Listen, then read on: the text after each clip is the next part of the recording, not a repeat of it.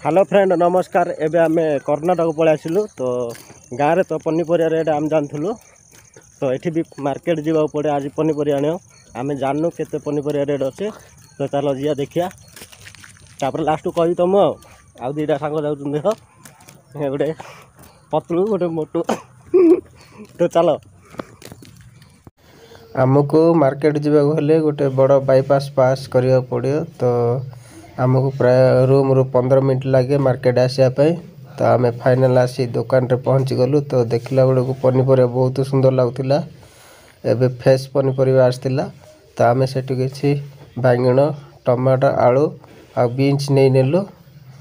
तो एबे सर से पियाज बाचिला मत कहले आलू बाछापे। तो मु गली आलू बाछापे देखु आलू एठी बाछुची सी पियाज बाछुची।